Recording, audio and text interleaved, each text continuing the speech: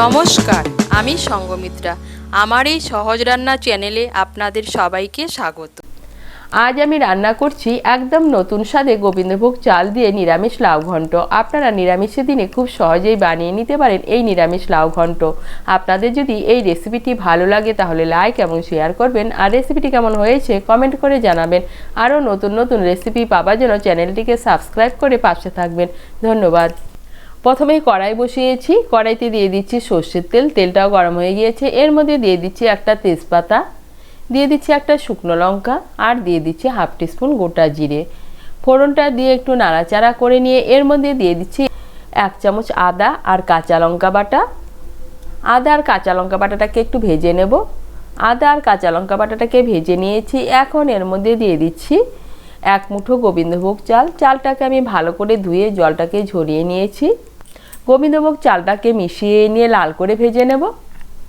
চালটাকে লাল করে ভেজে নিয়েছি। এখন এর মধ্যে দিয়ে দিচ্ছি কেটে রাখা লাউ। এখানে আমি একটা কচি ছোট লাউ নিয়েছি। লাউটাকে ছোট ছোট টুকরো করে কেটে নিয়েছি। লাউটাকে ভালো করে মিশিয়ে নেব। মিশিয়ে নিয়ে গ্যাসের আঁচটাকে বাড়িয়ে 1-2 মিনিট রান্না করে নেব।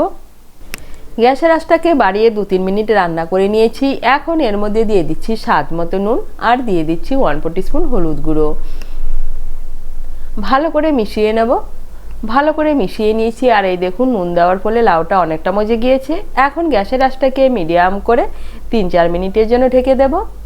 গ্যাসের আঁচটাকে মিডিয়াম করে 3-4 মিনিটের জন্য ঢেকে দিয়েছিলাম। আর এই দেখুন, লাউটা অনেকটা মজে গিয়েছে আর লাউয়ের থেকে জলও ছেড়ে দিয়েছে। এখন একটু নাড়াচাড়া করে নেব। লাউটাকে একটু নাড়াচাড়া করে নিয়েছি। এখন এর মধ্যে দিয়ে দিচ্ছি চিড়ে রাখা কাঁচা লঙ্কা আর স্বাদ মতো চিনি। ভালো করে মিশিয়ে নেব। এর মধ্যে আমি আলাদা করে কোনো জল ব্যবহার করব না। লাউয়ের থেকে যে জল বেরোবে সেই জলে লাউ আর চাল সেদ্ধ হবে।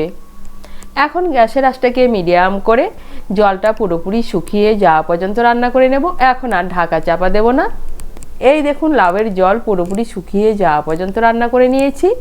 আর এই দেখুন, লাউ সেদ্ধ হয়ে গিয়েছে আর চালও পুরোপুরি সেদ্ধ হয়ে গিয়েছে। এখন একটু নাড়াচাড়া করে নিয়ে এর মধ্যে দিয়ে দিচ্ছি 1 চামচ ঘি, আর দিয়ে দিচ্ছি সামান্য একটু ধনেপাতা কুচি। ভালো করে মিশিয়ে নেব। ঘি আর ধনেপাতা কুচি ভালো করে মিশিয়ে নিয়েছি। আর তৈরি হয়ে গেল গোবিন্দভোগ চাল দিয়ে নিরামিষ লাউ ঘন্ট। আপনারা নিরামিষের দিনে খুব সহজেই বানিয়ে নিতে পারেন এই লাউ ঘন্ট। খেতে কিন্তু দারুণ লাগে।